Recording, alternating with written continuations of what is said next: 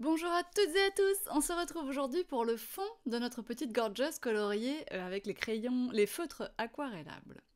Alors pour réaliser ce fond, je prends un morceau de papier Maya, en tout cas il faut un papier bien épais. J'avoue que le papier idéal aurait été le papier acrylique chez Clairefontaine, qui aurait été encore plus rigide pour supporter la peinture tout simplement. Alors je choisis Zucchini et Honeydew, donc deux teintes vertes. Zucchini va me permettre de faire surtout les pourtours et Honeydew plutôt le centre. Alors au départ, je pars sur un morceau de papier au format A5, c'est-à-dire 14,85 x 21 cm. Je réduirai un peu la hauteur par la suite, à la fin de ma composition, parce que le bas ne me plaît pas, tout simplement. Alors, j'ai débouché mon Honeydew, je prends ici un petit triangle, un petit camembert, là. On peut très bien y aller au pinceau, d'ailleurs vous allez voir que je vais prendre mon pinceau après. Mon camembert ici, il a un problème parce qu'en fait, je l'avais pas rincé la dernière fois, donc il est un peu dur sur le côté que j'aime utiliser. J'aime moins utiliser ce côté-là, et du coup, je m'en mets un peu partout. Bon, bref, c'est pas grave. Le principe, c'est de toute façon de faire son fond à la peinture, et vous allez voir qu'elles se mélangent très très bien l'une dans l'autre pour qu'on ait un joli fond. J'en remets un peu car il m'en manque. Et je termine le bas de ma carte. Alors vous avez vu des mouvements très aléatoires. Je vais ensuite dégainer un pinceau plat Prima pour continuer, je décide que ça sera plus simple. Et je le prends assez large parce que j'ai quand même une surface assez grande à faire. Vous voyez, ce Honeydew est juste un blanc cassé mais avec une pointe de vert. Et vraiment, c'est très, très appréciable dans la gamme Fresco d'avoir toutes ces nuances de couleurs, tous ces tons pastels, ça enrichit vraiment et c'est vraiment une particularité de la gamme, ce sont des couleurs qu'on n'a pas dans d'autres marques. Hein. Alors non seulement la peinture est déjà très agréable, sa texture, sa composition, c'est une peinture chalk en anglais, chalk en français, donc qui va adhérer sur n'importe quel support, sans aucune sous-couche. Et ça, c'est déjà super, mais alors en plus avec ce choix de couleurs, c'est carrément génial.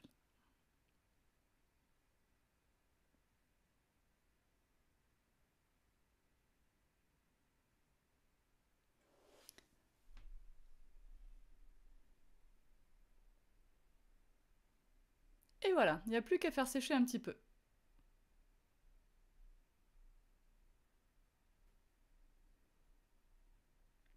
Une fois que c'est sec, j'attrape le tampon nid d'abeille de la planche miel, 100% tout en colle, et je vais le réaliser avec de l'encre Versafine grise.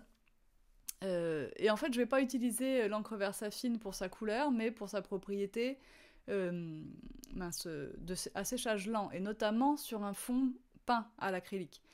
Là, elle va sécher très très très lentement, ce qui va me laisser tout loisir d'embosser mon encre. Et c'est plus pratique que la Wow pour cette occasion-là, puisque je vois exactement où j'ai placé mes motifs. Je ne risque pas de mal en placer un par inadvertance parce que j'ai pas trop bien vu la brillance de mon pad de Wow. Là, voilà, c'est vraiment tout l'intérêt. Le deuxième, pourquoi j'ai choisi du gris, c'est parce que ma poudre, c'est la première fois que je l'utilise. J'ai pris la Old Slate qui est dans le trio Dockside Wow, donc le trio inspiré par Jofi pour Wow. Et cette poudre, comme c'est la première fois que je l'utilise, je ne suis pas totalement sûre de son caractère opaque, même si je pense qu'elle est complètement opaque malgré tout. Je me dis que la petite sous-couche grise, si jamais on doit apercevoir quelque chose, je préfère que ce soit ça. Et bon, de toute façon, elle est opaque, et vous allez voir, elle est superbe. C'est vraiment un savoureux mélange de ces teintes que vous voyez ici dans les petits grains que je suis en train de remettre soigneusement dans le pot. Je vais donc faire fondre ma poudre avec mon pistolet chauffant sur la position 2. Alors j'aurais bien sûr pu me mettre sur ma plaque métallique et ça aurait été encore mieux pour éviter que mon papier ne gondole de trop. Mais ça va bien se passer quand même, vous allez voir.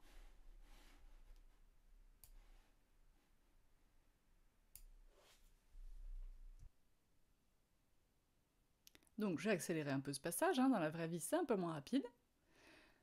Mais quand même, ça va vite. Et vous voyez, cette poudre est juste subtile, c'est pas noir, c'est pas brun, c'est pas argenté. C'est un peu tout et c'est très très beau. Alors puisqu'on était sur un coloriage au feutre aquarellable, eh bien on continue, puisqu'ils sont toujours sur la table. Et je vais remplir le côté gauche de mes petites alvéoles avec mon feutre. Et alors normalement l'aquarelle ça ne se fait pas sur un support non poreux, mais après tout on fait bien ce qu'on a envie, n'est-ce pas? Donc je vais ensuite aller étaler un peu mon verre ici aquarelle avec mon pinceau et de l'eau. Alors évidemment, ça n'aura pas du tout le même rendu que si j'étais sur un papier aquarelle. On va voir un petit peu les traces de l'eau qui sèchent sans avoir pu s'imprégner dans le papier. Et moi, ça me convient parfaitement et vous verrez ça de près sur les photos finish dans quelques instants. Enfin, dans quelques minutes. Donc je prends le pinceau numéro 6 et voilà, j'ai juste mis de l'eau et j'étale un peu mon verre de façon à garder le côté le plus foncé quand même là où je l'ai posé au début. Hein. Donc le but n'est pas de remplir toute l'alvéole. Voilà, je fais quelque chose comme ça, de pas soigner et attentionné à la fois.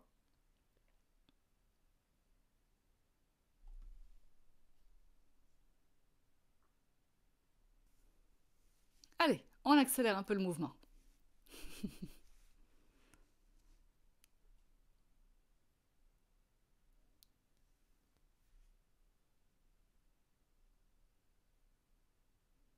Bon, je vous ai déjà dit tout le bien que je pensais de ces feutres aquarellables, hein, donc je vais pas vous répéter.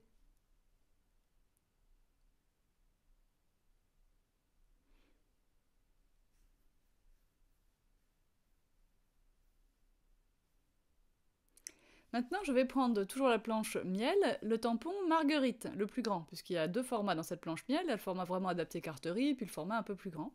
Et je garde mon encre Versafine grise, alors ça, attention, hein, parce que du coup, elle va être super lente à sécher. Vous auriez pu choisir, pour vous simplifier un peu la vie, une encre Archival Ink grise, ou brune, ou vert. Mais bon, la Versafine, moi je sais que je ne vais pas devoir mettre les mains dedans, hein, ça c'est très très important. Donc en réalité, je vais tamponner ça. Je vais faire des trucs au milieu, surtout sans toucher ça, et je viendrai faire les finitions du tour de ma carte et tout ça seulement demain. Hein. Imaginez que là tout ça, ça a été fait lundi après-midi, j'ai terminé ça mardi après-midi, et là on est mardi au goûter, et je suis en train de vous faire le doublage.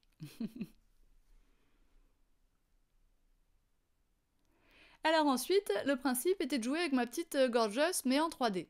J'ai mis mon papier à l'envers, sinon ça rentre pas comme il faut dans ma presse de précision. Je vais tamponner ma gorgeous à l'endroit où je veux la mettre, évidemment. Mais ensuite, ce tamponnage, il va être recouvert par les morceaux du coloriage que j'ai fait hier. Et le tout avec un semblant de 3D, c'est-à-dire que je n'aurais fait qu'un seul coloriage, mais je vais découper tous les morceaux et les coller avec différentes épaisseurs de mousse 3D derrière. Je maintiens un petit peu mon papier parce qu'il a quand même un peu gondolé, hein, faut bien dire. En plus, mon tampon là n'est pas propre, donc je vais le poser une seule fois, je prends de gros risques. Attention, je vais découper, je vous l'ai dit hier hein, que j'allais le faire, je vais découper sous vos yeux les petites marques Gorgeous qui sont sur le tampon, donc je prends tout simplement ma paire de ciseaux T-Molt, et je coupe. Alors celui-là il est facile à enlever, l'autre il est vraiment très très proche de sa jambe et surtout du petit nœud, donc je fais très attention, mais j'arrive à enlever tout ça proprement. Voilà. Et comme ça j'aurai mon tamponnage sans marque. Et sans non plus être obligé de calfeutrer ces marques.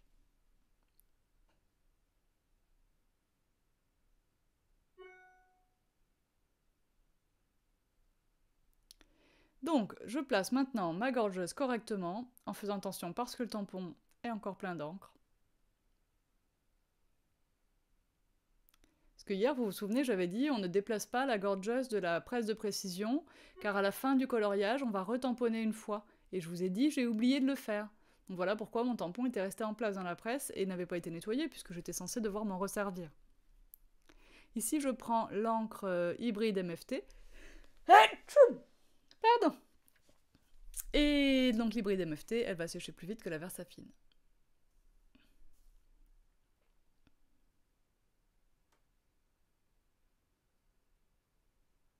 Hop là. Je presse bien partout.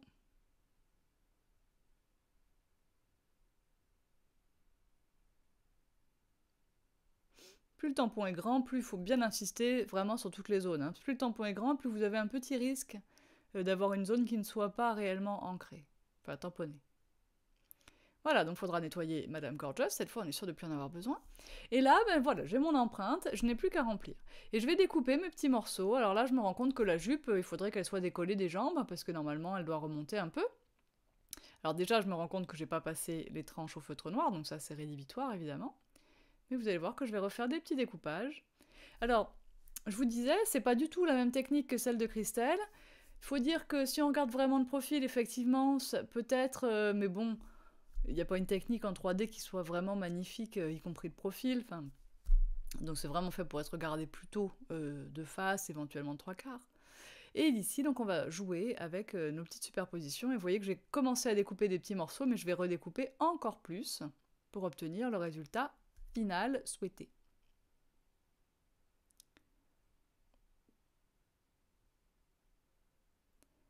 Alors, je coupe la jupe au ras du ruban. Enfin, du froufrou en bas de la jupe. Je vais bien sûr repasser un coup de feutre noir à cet endroit-là. Je vais peut-être pas repasser un coup de feutre noir en haut des jambes, par contre. Au-dessus des genoux. Donc les pieds, là, les jambes, les chaussettes, je colle ça à ma colle à pointe fine. Et bah si, je l'ai fait quand même. Mais en fait, c'est pas forcément nécessaire à cet endroit-là. C'est une zone très claire. Donc là, ça sera vraiment l'arrière-plan collé à plat sur la feuille.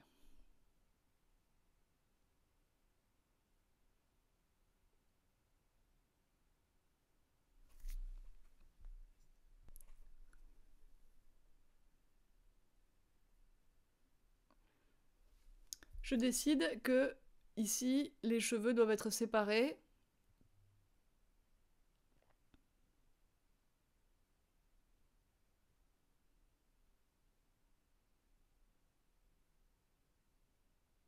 Et je passe devant le serre-tête.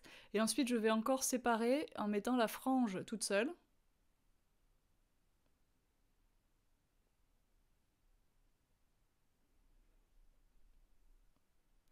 Et ensuite, je vais encore séparer parce que je voudrais qu'au niveau du cou, ça puisse redescendre un petit peu.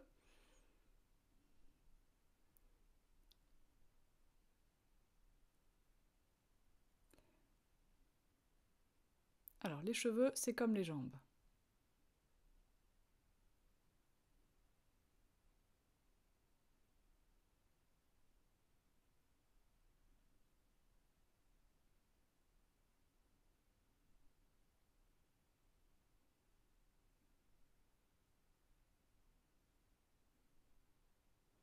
Les ailes, comme les cheveux, mais je les avais séparés.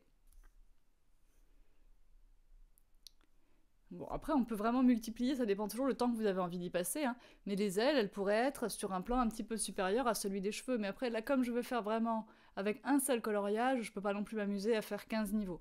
Par contre, si vous faites avec plusieurs coloriages, faut vraiment pas hésiter. Quand on achète des planches 3D, quand on achetait dans le temps des planches 3D, on avait 6-7 niveaux, hein, parfois. Alors on va utiliser des petits carrés de mousse, donc là je prends du 1 mm. Mais je vais en fait, là vous voyez coller ça en une fois, mais je vous ai expliqué, hein. Plus tard, j'ai décollé, j'ai recoupé sous le cou, pour que le cou soit collé, le t-shirt est collé sur les carrés de mousse 1 mm, mais le cou j'ai mis un petit point de colle en dessous, comme ça il est plus bas que le reste. Comme ça il est plus bas que le menton, hein, finalement. J'avais aussi donc redécoupé pour avoir la frange, et donc sous la frange, j'ai rajouté un petit carré de 1 mm, en plus de celui qui est déjà là.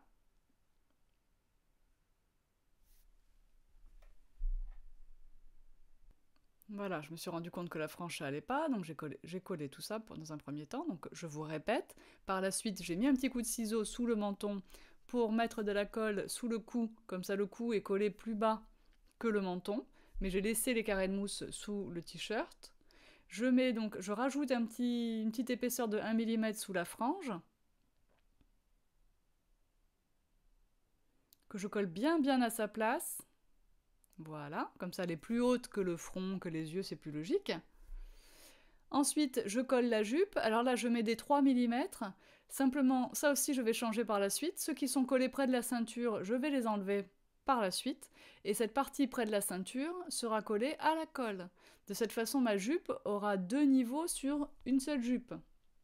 Et j'ai même enlevé la fleur pour que la fleur soit collée toute seule. Je l'ai détourée pour qu'elle soit collée toute seule au-dessus de la jupe, finalement. Comme cette partie ceinture sera collée à la colle finalement contre le t-shirt, ou à peine en dessous du t-shirt du coup même. J'espère que vous me suivez, parce que j'ai pas pu filmer tout ça, c'était... Ça m'est venu au fil de l'eau, quoi. Bien sûr, les petits points blancs, je vous l'avais dit hier, je les repasse au stylo gel blanc.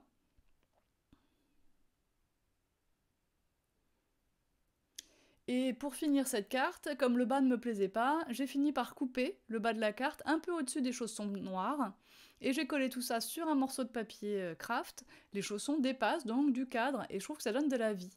J'ai également fait 2 découpes Love, donc avec le même die Love, j'ai coupé une fois en vert et une fois en rose pailleté, et j'ai collé ça avec un léger décalage, et comme ça, ma carte est terminée. Alors j'ai pas pu vous montrer toutes les étapes, vous voyez aussi l'ombre que j'ai fait au crayon gris sous l'aile, sur le côté droit en fait. Et puis voilà. Moi je me suis bien amusée, j'espère que ça vous a plu, que ça va vous donner envie d'essayer. Je vous dis à bientôt pour une prochaine vidéo. Bye bye. Et d'ici là, restez chez vous, bien sûr. Vous verrez, on rigolera dans quelques années en revisionnant ces vidéos. Et puis bien sûr, vous nous rejoignez sur les réseaux sociaux, vous partagez avec nous vos créations, #toutencolle sur Instagram et le club Tout en Colle sur Facebook. Bye bye.